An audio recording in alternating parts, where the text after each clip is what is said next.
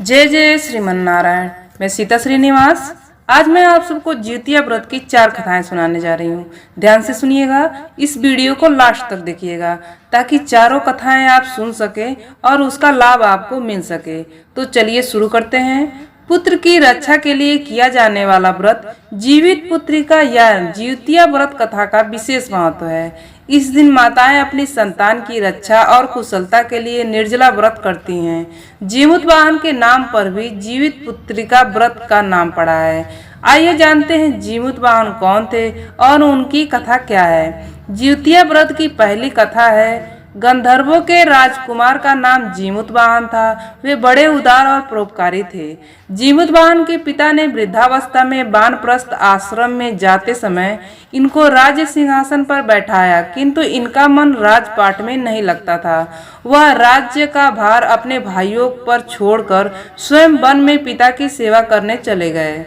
वहीं पर उनका मलयवती नामक राजकन्या के साथ उनका विवाह हो गया। एक दिन जब वन में भ्रमण करते हुए जीमूत वाहन काफी आगे चले गए, तब उन्हें एक वृद्धा विलाप करती हुई दिखी।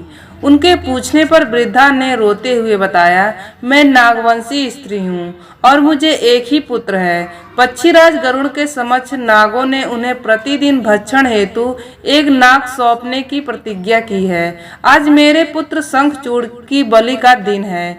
जीमूत वाहन ने वृद्धा को आश्वस्त करते हुए कहा, डरो मत, मैं तुम्हारे पुत्र के प्राणों की रक्षा करूंगा। आज उनके बदले मैं स्वयं अपने आप को उनके लाल कपड़े में ढककर बद्ध शिला पर लेटूंगा। इतना कहकर जीमूत वाहन ने शंखचूड़ के हाथ से लाल कपड़ा ले लिया और वे उसे लपेटकर खुद को बलि देने के लिए चुनी हुई बद्ध शिला पर लेट गए। नियत समय पर गरुड़ बड़े वेग से आए और वह लाल कपड़े में ढके हुए जीमूत वाहन को पंजे में दबोचकर पहाड़ के शिखर पर जाकर बैठ गए। अपने चंगुल में गिरफ्तार प्राणी की आंख में आंसू और मुंह में आह निकलता न देखकर गरुड़ जी बड़े आश्चर्य में पड़ गए। उन्होंने जीमूत वाहन से उनका परिचय पूछा। जीमूत वाहन ने सारा किस्सा सुनाया। गरुड़ जी उनकी बहादुरी और दूसरे की प्राण रक्षा करने में स्वयं का बलिदान देने की हिम्मत से बहुत प्रभावित हुए। प्रसन्न होकर गरुड़ जी ने उनको जीवन दान दे दिया तथा नागों की बलि न लेने का भी वरदान दे दिया। इस प्रकार जीमूत वाहन के अदम्य साहस से नाग जाति की रक्षा हुई और तब से पुत्र की सुरक्षा हेतु जीमूत वाहन की पूजा की प्रथा शुरू हो गई। अश्विन कृष्ण अष्टमी के प्रदोष काल में पुत्रवती महिलाएं जीमूत वाहन की पूजा करती हैं। कैलाश पर्वत पर भगवान शंकर माता पार्वती को कथा सुनाते हुए कहते हैं, अश्विन कृष्ण अष्टमी के दिन उपवास रखकर जो स्त्रियां साया प्रदोष काल में जीमूत वाहन की पूजा करती हैं तथा कथा सुनती हैं, उसके बाद आचार्य को दक्षिणा देती हैं, वह पुत्रों का पूर्ण सुख प्राप्त करती हैं। व्रत का पारण दूसरे दिन अष्टमी तिथि की समाप्ति के पश्चात किया जाता है। यह व्रत अपने नाम के अनुरूप फल देता है। अब मैं आपको जिउतिया व्रत की दूसरी कथा सुनाने जा रही हूँ। ध्यान से सुनिएगा। नर्मदा नदी के पास एक पंचवटी नाम का नगर था। वहाँ के राजा का नाम मलाई केतु था। उसी नर्मदा नदी के पश्चिम और बालूहटा नाम की मरुभूमि थी। उसमें एक विशाल पेड़ पर चील रहती थी और उसी पेड़ के नीचे एक सियारिन भी रहती थी। चील और सियारिन दोनों ही पक्की सहेलियां थीं। कुछ महिलाओं को जिउतिया व्रत करते देख चील और सियारिन ने भी व्रत करने का संकल्प ले लिया और दोनों ही भगवान श्री जीमूत वाहन की पूजा और व्रत करने का प्रण ले लिया। जिस दिन दोनों को व्रत रखना था, ठीक उसी दिन शहर के एक बड़े व्यापारी की मृत्यु हो गई और उनका दाह संस्कार वहीं मरुस्थल पर हुआ। मुर्दा देखकर सियारिन को भूख लगने लगी और वह खुद को रोक नहीं पाई, जिसके कारण उसका व्रत टूट गया। परंतु चील ने खुद पर संयम रखा और पूरी श्रद्धा और नियम से अपना व्रत पूरा किया और अगले दिन व्रत का पारण भी किया। उसके बाद अगले जन्म में दोनों सहेलियों ने पुत्री के रूप में एक ब्राह्मण के परिवार में जन्म लिया। उनके पिता का नाम भास्कर था। चील बड़ी बहन और सियारिन छोटी बहन बनी। बड़ी बहन का नाम शीलावती रखा गया और उसकी शादी बुद्धिसेन के साथ हो गई। छोटी बहन का नाम कपूरावती रखा गया और उसकी शादी उस शहर के राजा मलाय केतु से हुई और छोटी बहन कपूरावती कंचनवटी नगर की रानी बन गई। अब भगवान जीमूतवाहन के आशीर्वाद से बड़ी बहन शिलावती को 7 पुत्र प्राप्त हुए, लेकिन कपूरावती के बच्चे जन्म लेते ही खत्म हो जाते थे। कुछ सालों बाद शिलावती के 7 पुत्र बड़े हो गए और राजा के दरबार में काम करने लगे। उन्हें देखकर कपूरावती के मन में ईर्ष्या और जलन की भावना उत्पन्न हो गई। इस ईर्ष्या की भावना में कपूरावती ने राजा से कहकर शिलावती के 7 बेटों के सर कटवा दिए। फिर उस 7 सिरों के साथ में बर्तन में डालकर ढक दिया गया और शिलावती के पास भिजवा दिया गया। यह सब देख भगवान जीमूतवाहन ने मिट्टी की सहायता से 7 भाइयों के सर बनवाए और सभी सिरों को धड़ से जोड़कर उस पर अमृत छिड़क दिया, जिसके कारण वे 7 भाई फिर से जिंदा हो गए और घर लौट आए। रानी ने जो कटे सिर भिजवाए थे वह सब फूल बन गए। कपूरावती समाचार पाने को बहुत व्याकुल थी, लेकिन जब उसे इस बात का पता चला तो वह अपने बड़ी बहन के घर गई और वहां सबको जिंदा देखकर आश्चर्य में पड़ गई और बेहोश हो गई। जब कपूरावती होश में आई तो उसने अपनी बड़ी बहन से यह सारी बात बताई और अपनी गलती का पछतावा किया। भगवान जीमूतवाहन की कृपा से बड़ी बहन को पूर्व जन्म की सारी बात याद आ गई और वह अपनी छोटी बहन को उसी पेड़ के नीचे लाकर पूर्व जन्म की सारी बातें सुनाई। उसे सुनकर कपूरावती फिर बेहोश हो गई और मर गई। जब राजा तक इस बात का सूचना मिला तो उन्होंने उसी जगह पर पेड़ के नीचे कपूरावती का दाह संस्कार कर दिया। अब मैं आपको जितिया व्रत की तीसरी कथा सुनाने जा रही हूँ। ध्यान से सुनिएगा। 2 बहनें थी जिसका नाम था चुलिया और सियरिया। चुलिया बहुत मेहनती थी और गरीब भी थी। वह मजदूरी करके अपने बच्चों का पालन पोषण करती थी, लेकिन सियरिया गलत आचरण वाली थी, जो हमेशा मौज और ऐश करती थी और चुलिया से जलती थी। हर वक्त सियरिया यह सोचती थी कि चुलिया इतना खुश कैसे रहती है। चुलिया की हंसी खुशी सियरिया से सही नहीं जाती थी, जिसके कारण सियरिया चुलिया के संतानों को सताने के कई प्रयास कर चुकी थी और कई बार चुलिया के बच्चों को खत्म करने की कोशिश भी कर चुकी थी। किंतु चुलिया के तपस्या और व्रत के कारण उसके बच्चे हमेशा सुरक्षित बच जाया करते थे। एक दिन सियरिया चुलिया के सभी बच्चों को लेकर जंगल में लकड़ी चुनने के लिए लेकर गई। वहां जंगल में लकड़ी को चुनते चुनते बच्चे थक गए और थोड़ी देर के लिए सो गए।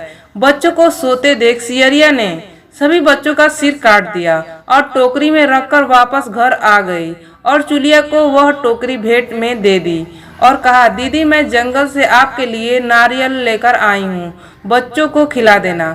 चुलिया ने उस टोकरी को उठाकर देखा नहीं और किनारे में रख दिया और अपने बच्चों की प्रतीक्षा करने लगी। जब शाम से रात हो गई और बच्चे वापस नहीं आए तो वह बहुत परेशान हो गई। बड़े ही करुणा स्वर में जोर जोर से रोने लग गई। करुणा भरी स्वर को पार्वती जी ने सुना और उन्हें रहा नहीं गया। उन्होंने महादेव जी से कहा, हे प्रभु, कोई दुखियारी बहुत रो रही है, उनके रोने में बहुत दर्द छुपा है, मुझसे बर्दाश्त नहीं हो पा रहा है, हमें चलकर देखना चाहिए कि कौन रो रहा है और क्यों रो रहा है। तब इस बात पर महादेव जी ने कहा कि यह मृत्युलोक है और यहाँ पर यह सारी साधारण सी बात है, लेकिन पार्वती जी के हट के कारण महादेव जी उनके सामने झुक गए और चुलिया के पास जाकर उनके रोने का कारण पूछने लगे। महादेव जी के पूछने पर चुलिया ने अपने रोने का कारण विस्तार से बता दिया। शंकर जी ने जब ध्यान लगाया तो उन्होंने चुलिया के बच्चों को जंगल में मृत पाया, जिसके बाद शंकर जी ने पार्वती जी को अनुरोध किया और बच्चों को पुनर्जीवित कर दिया। बच्चे नींद से उठकर मौसी जी को ढूंढने लगे, किंतु मौसी वहां नहीं थी। बच्चे डरकर घर आ गए और मौसी के सारे कार्य माँ के सामने बता दिए। यह सब सुनकर चुलिया सियरिया के पास जाकर लड़ने लगी कि तुम मेरे बच्चों को जंगल में क्यों अकेला छोड़ाई।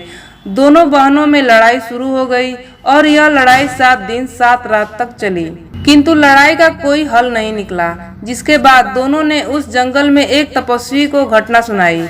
घटना सुनने के बाद तपस्वी ने दोनों को आदेश दिया कि तुम दोनों जाकर पास में खेल रहे बच्चों को बाल से पकड़कर घसीटते हुए मेरे पास लेकर आओ, उसके बाद मैं निर्णय करूंगा।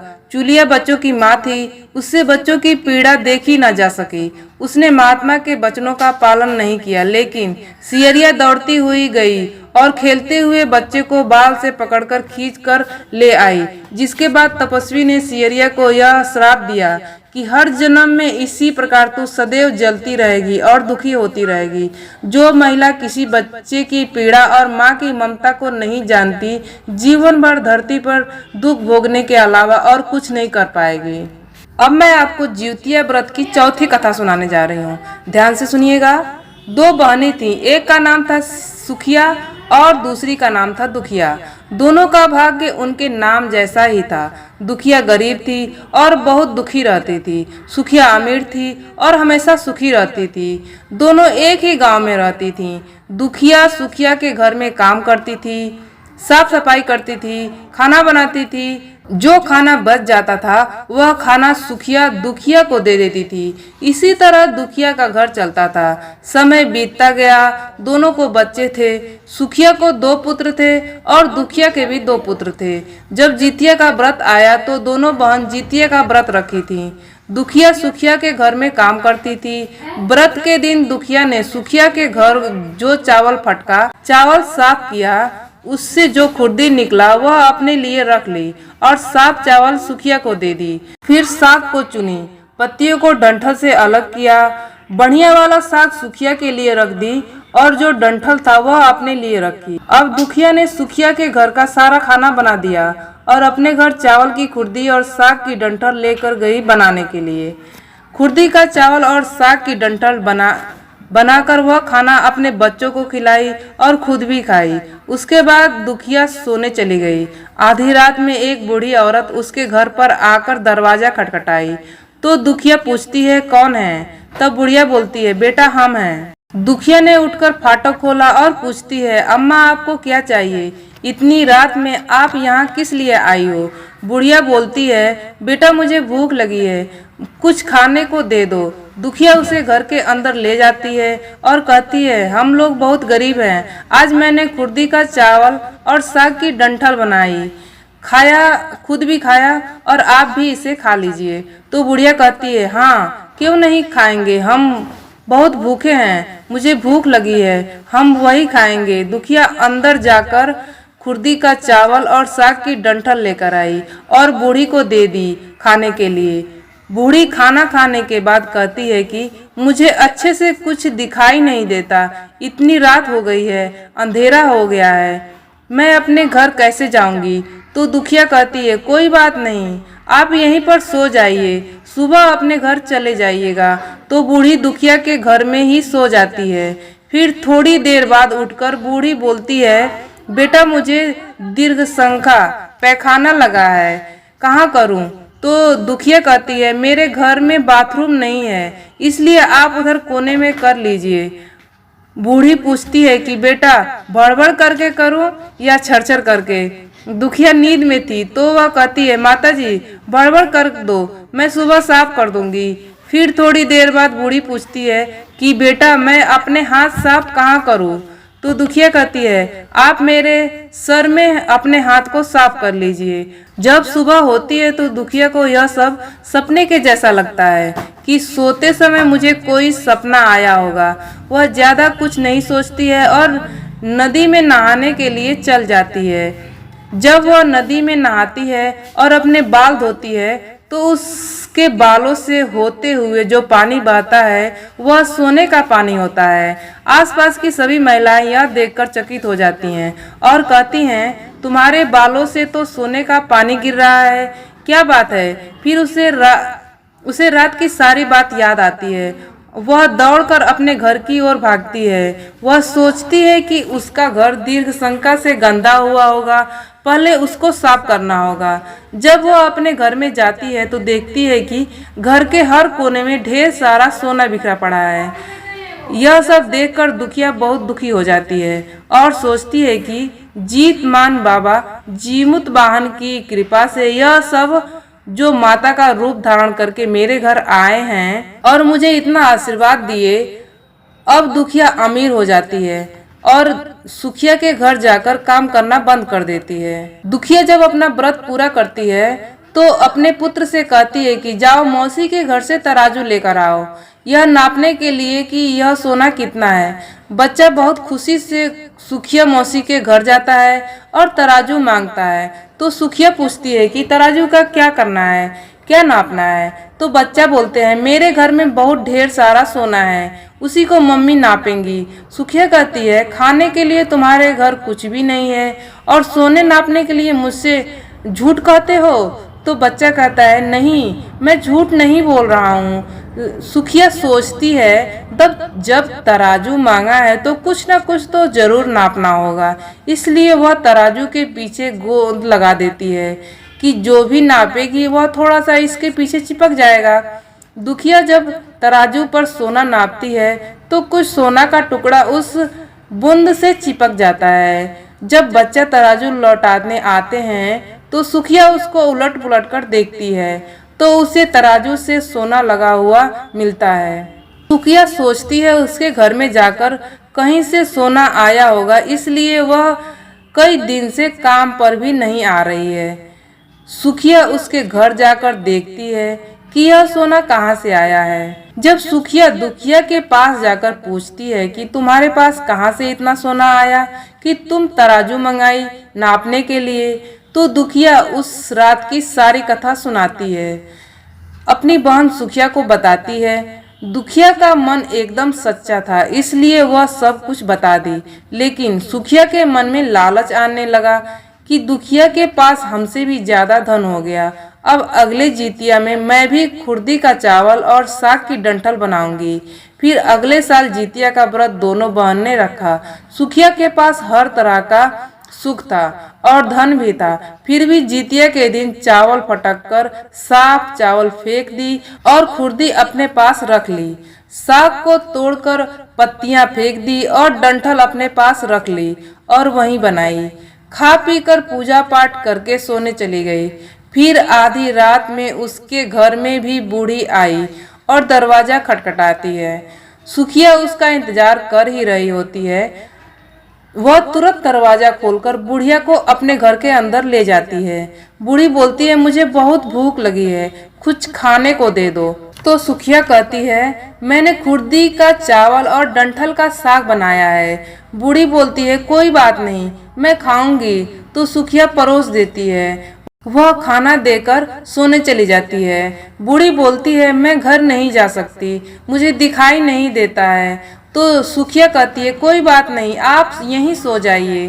थोड़ी देर बाद बूढ़ी फिर बोलती है कि मुझे दीर्घ संघ का पैखाना लगा है, कहाँ करूँ। तो सुखिया कहती है वहीं कोने में कर दीजिए। फिर थोड़ी देर बाद बूढ़ी पूछती है कि भड़बड़ करके करूं या छरछर करके। इस समय सुखिया को याद नहीं आता है कि दुखिया ने क्या बोला था। तो सुखिया बोली माँ छरछर कर दीजिए। फिर बूढ़ी पूछती है कि बेटा मैं अपने हाथ कहाँ साफ करूं। सुखिया कहती है मेरे सर में साफ कर लीजिए। बूढ़ी अपना हाथ सुखिया के सर में साफ कर लेती है। जब सुखिया सुबह उठती है तो उसका पूरा घर गंदगी से भरा पड़ा होता है और उसके बाल में भी बहुत गंदगी लगी होती है।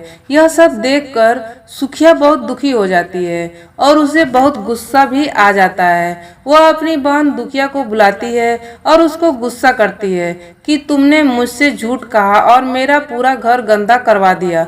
तो दुखिया पूछती है कि तुमने क्या कहा था, भड़बड़ करके कहा था या छरछर करके।